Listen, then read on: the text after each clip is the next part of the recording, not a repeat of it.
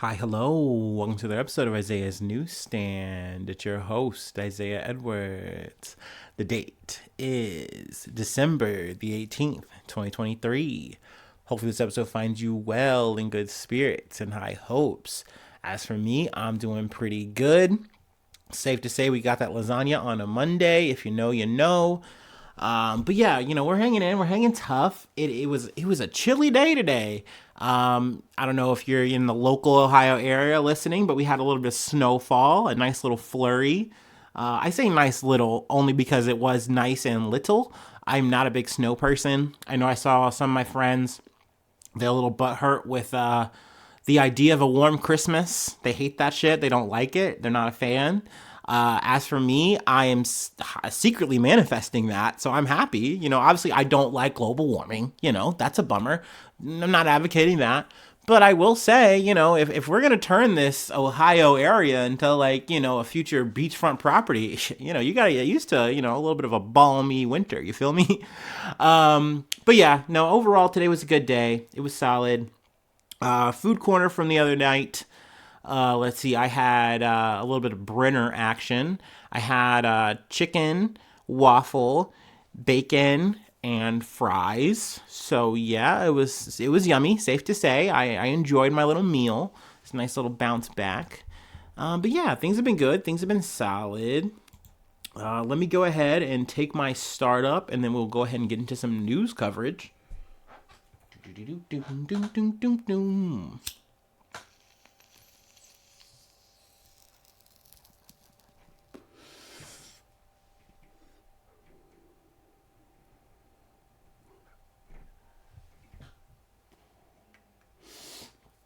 Ooh wee.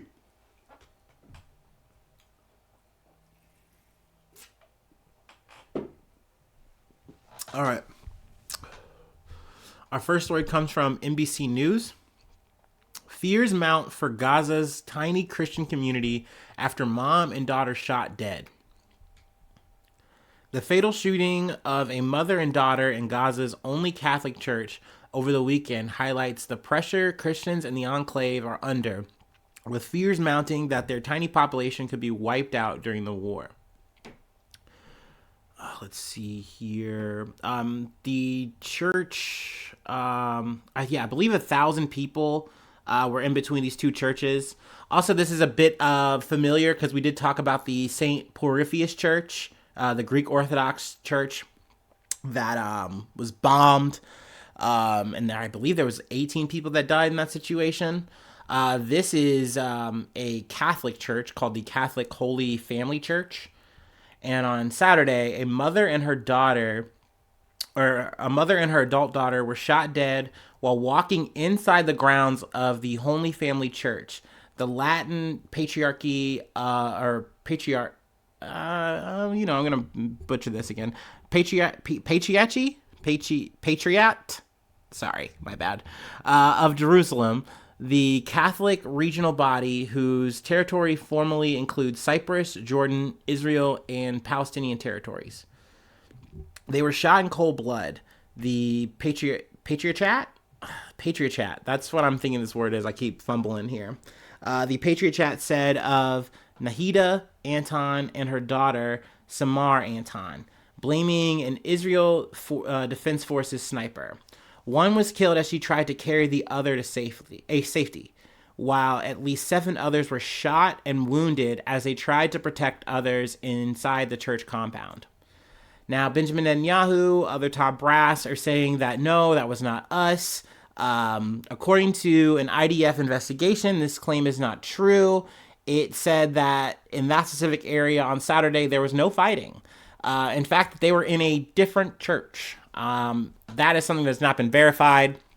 I've said this before, I say it again. I do not trust the IDF for shit. I just don't.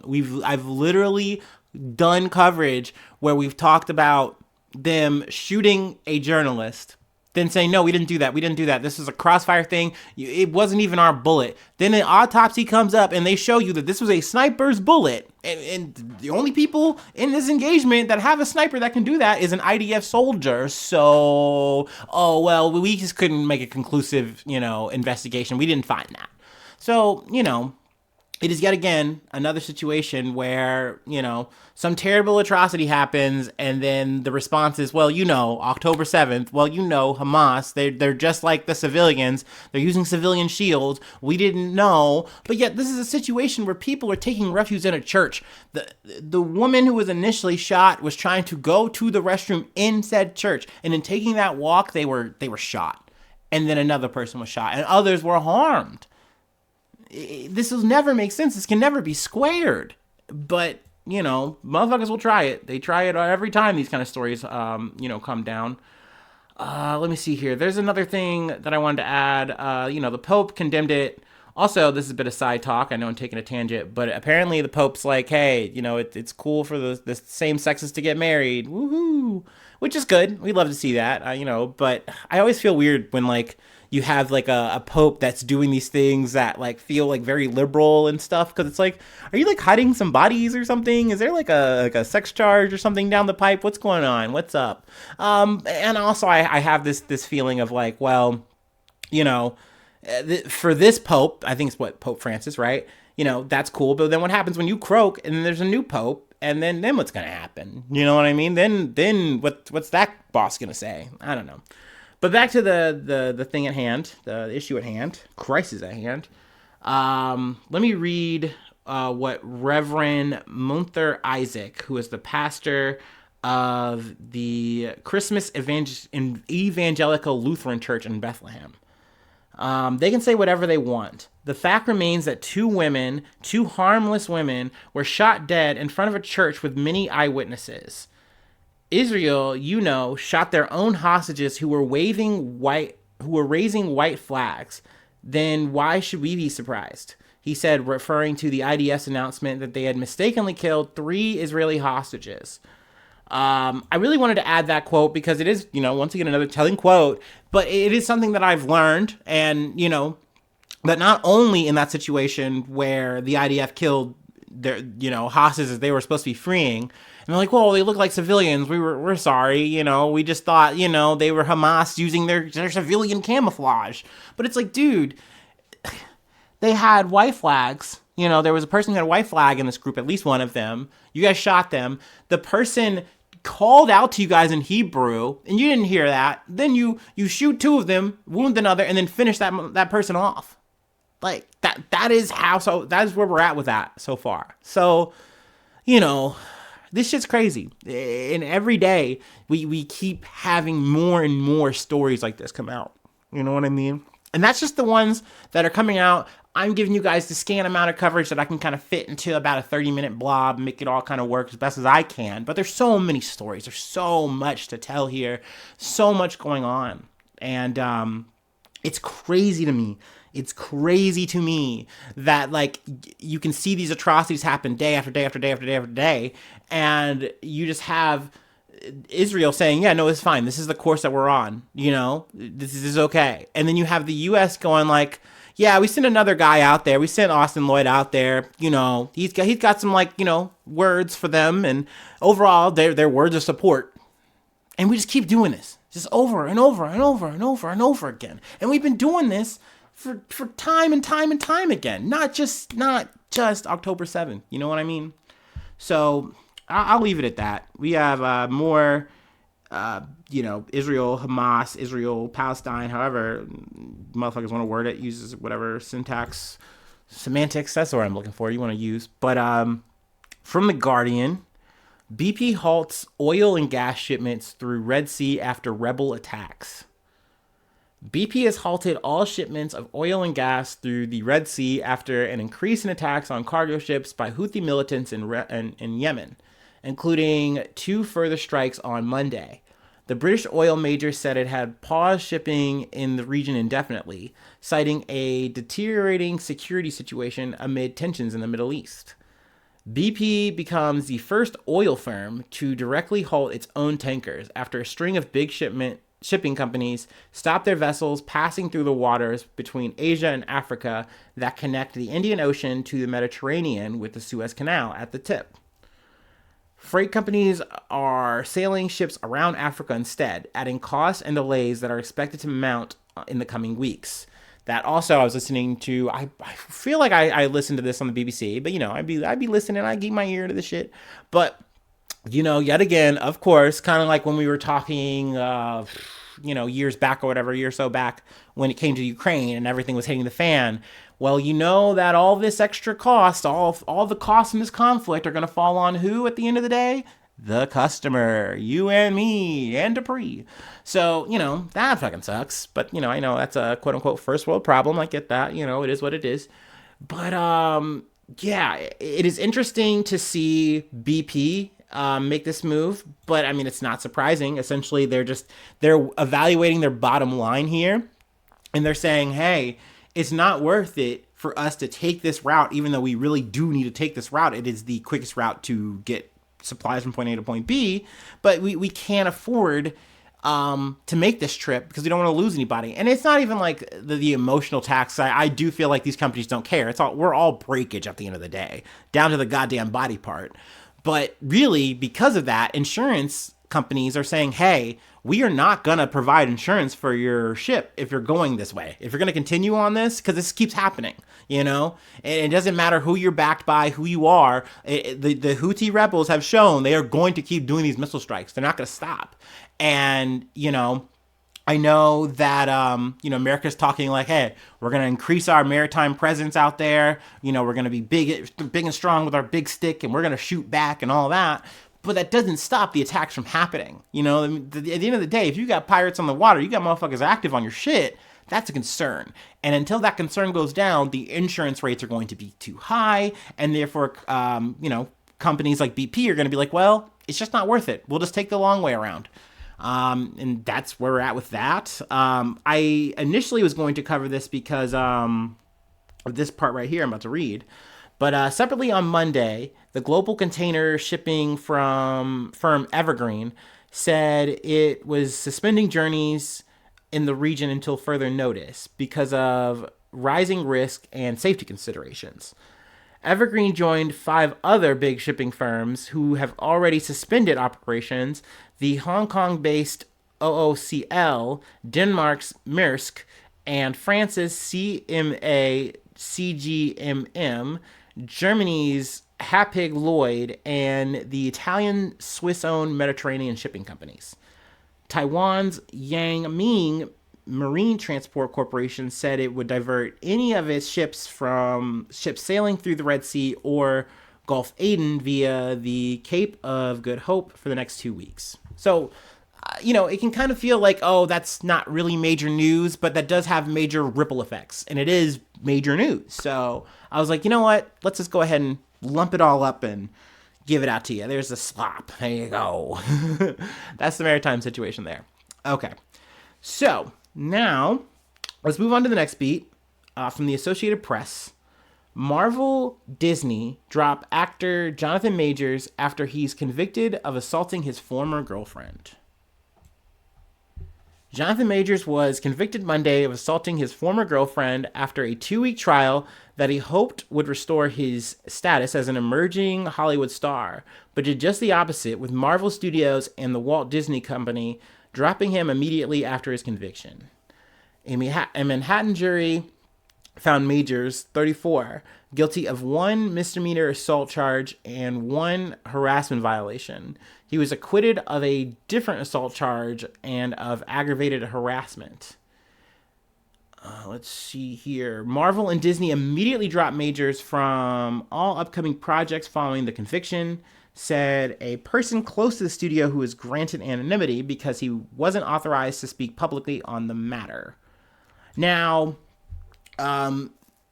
Majors getting cut was not surprising to me now. I was very curious to see how things were going to go when this initially kind of, hit the fan, the stories. The diehard newsies know I kind of started doing a little bit of coverage during like Patreon episodes, just to kind of see, just to say it somewhere, you know what I mean? But I did want to kind of see how things were going to matriculate, how things were going to go. And then just hearing some of the shit from the trial, it was very eye-opening. They definitely laid out a lot of information. And I know that from like Major's team, I feel like they tried to paint this as like, as Major's being the victim. That, the plaintiff or the victim, Jabari. I should find their whole name. I'm sorry. I'm kind of jumping around here. Grace Jabari. Gosh, I'll get to the highlight portion. But essentially, that the initial spat had happened. They were in a car. They were kind of like cozied up, and she had her head on his shoulder. And a text on Major's phone pops up, and it's from another woman. Jabari sees this and has an immediate reaction, takes his phone, and then I believe that just like starts the whole altercation because he's trying to get his phone back, and then she tries to get out of the car, and then they have a whole tussle. Obviously, I'm kind of summarizing, paraphrasing this whole kind of thing, but then I think he initially they break off and they kind of go their separate ways in a very dramatic, violent way. But then Jabari goes out, and then she's kind of, she meets up with like a group of strangers, goes partying. You can say yada here. That to me, that does not matter. That's not an important part. I know that Major's defense team tried to say, oh well, she, freaks out, has this reaction, assaults Major, steals from him. He's just trying to defend himself and get his property back, and so he's justified in everything that he did. And then she went out and revenge partied. Then she comes back home drunk and passed out or whatever. He calls the police, and because of that, he's being punished. He's actually the victim here. But I really do feel like going through the actual history, it definitely tells a whole story. I don't feel like Major's defense holds up in the light of day. And the part I highlighted, I wanted to finally get to here. Well, we can read actually a little bit before here. But yeah, apparently they met on the set of Ant-Man and Wasp: Quantumania 2 years ago. Accusing Majors of a cruel, manipulative pattern of abuse, prosecutors shared text messages that showed the actor begging Jabari not to seek hospital treatment for an earlier head injury. So outside of this, in this situation with the cell phone, one message warned it could lead to an investigation even if you do lie and they suspect something. So essentially, he's worrying about his own career, his own self. And he even uses the idea of like, well, you're not just talking about any old guy, you're talking about a black man. And Jabari's a white woman. And in this situation, he's using that as like a manipulative tool, being like, hey, you wouldn't want to do something that jeopardizes my whole life, my whole career. That's everything. If you do this, if you say something, even if you say something and that's a lie and you make it up, like that could still fall back on me. Don't do that. Please don't. And this was a big one. Like I said, I'm finally getting to this highlighted portion. They also played audio of Majors declaring himself a great man, then questioning whether Jabari could meet the high standards set by the spouses of Martin Luther King and Barack Obama. Major's attorneys countered that Jabari had stereotypically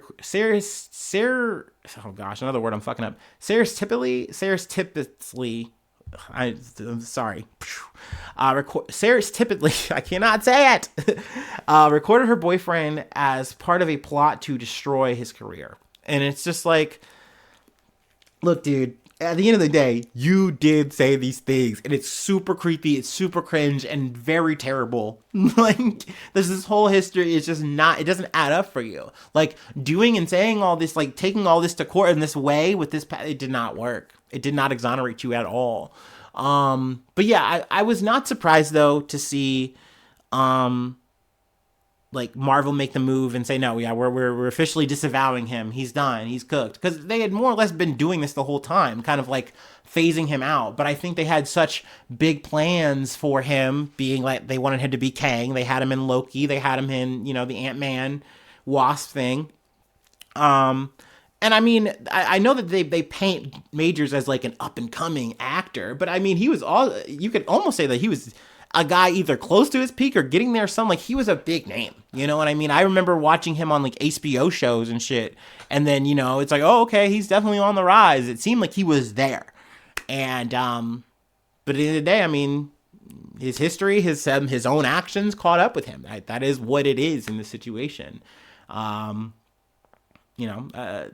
was really curious, like I said, to see how things were going to shake out. And, I knew that, what was it, Friday, that the jury was going to go into deliberations, and now that's the sentence. That's what we got here. I know that, or the verdict, I should say. The sentencing is coming up, I believe, in February, so it's probably when we're going to touch on this again, unless anything else big pops up. But yeah, that feels good for me. I feel it's where I want to leave it. Obviously domestic abuse it's a very sad, it's a very jarring thing. I know I don't do the best job covering it. It's part of the reason why it's a minimum kind of thing for me. I do try to cover it though when I feel like it's big and important. And so yeah, there's that. So I'm gonna take my break, and then we will go ahead and do our last bit. It is I don't want to say old news. I mean, I caught it last week, but kind of lost it in the shuffle. Had some time and space here, so I figured we'd go ahead and cover it.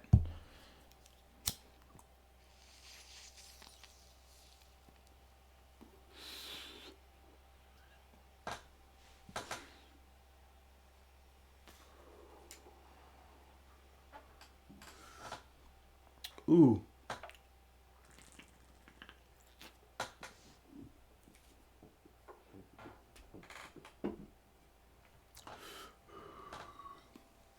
Oh. Okie dokie. From CBS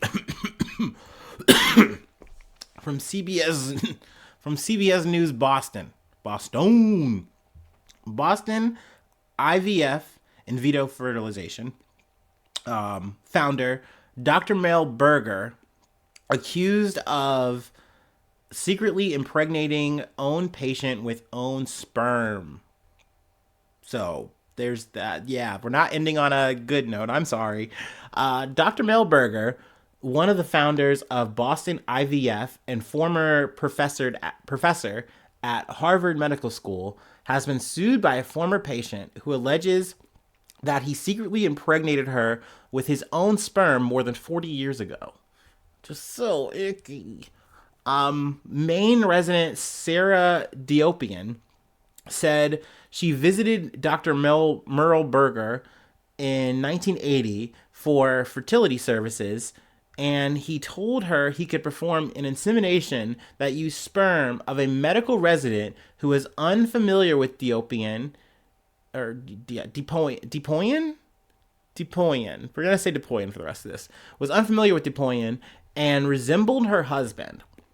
Apparently this was too good to be true. That was not atypical early on when you didn't have sperm banks, said Dr. Alyssa Burgart, a Stanford bioethics expert. Diopian said instead Berger used his own sperm and impregnated her. Diopian, I'm bouncing back and forth, said she wouldn't have consented if Berger told her he was going to use his own sperm. Diopian's daughter, Carolyn Bester, was born January of 1981. The lawsuit said Bester made the discovery when she purchased DNA kits from Ancestry.com and 23andMe this year. Excuse me. According to the lawsuit, Bester learned she was related to Berger's granddaughter and his second cousin. After speaking with some of them, she learned that Berger was her biological father. To say I was shocked when I figured this out would be an extreme understatement, said Bester. So that's crazy. Depoyan's lawyer contacted Berger, and he did not deny it. He didn't deny that she consented only to an insemination with sperm from someone who didn't know her and who she didn't know. So I mean, yeah, man, this is really fucked up, and I feel like I'm going to summarize his quote at the very end here, at least from his lawyer. But essentially, he was leaning on that thing that the ethics expert was kind of saying, was that like, oh, it was different times back then. But it's like, that does not matter, bro, because this was a understanding that she was okay with a medical resident that did not know her. Like, you know her, like, you're her doctor. So this is a complete breach of ethics, if you fucking ask me. So clearly I'm rooting against Berger here, and I Like, oh, it's so fucked up, man. So yeah, definitely rooting for the Depoyans here. Um, or yes, for Sarah Depoyan and Carol Bester. I don't know if she's in this lawsuit and getting the money. I would assume so, but oh my gosh, just max yucky here, hella ick.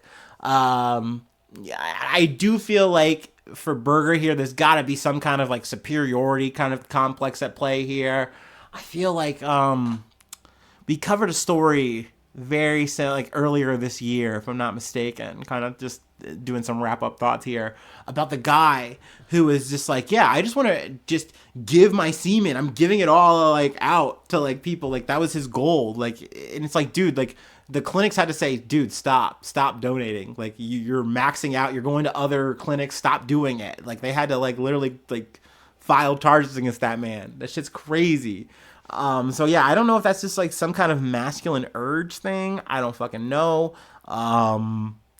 It's not that strong in me, yo. I'm not trying to break the law. That's crazy. The breed kink is crazy. But yeah, that's it. That's where we're gonna leave it. I know I'm trying to add levity to this fucked up world, but it's hard, y'all, and I'm not that funny. That's just true. But yeah, that's the episode. If you'd like to help out, if you'd like to support the effort, I do have a Patreon, patreon.com/Isaiah News. You can become a newsie today. At the top of the month, I guess at the top of the year coming up, I shout out my newsies. I plug a project. If you have a podcast, I'll plug that. Hell yeah. I would love that. We could link and collab. That could whole be a thing. We could do that for free, but you just hit me up. Actually, you can send me an email, isaiahnews1@gmail.com. And then feel free to find me on all the socials. Find me or the podcast there.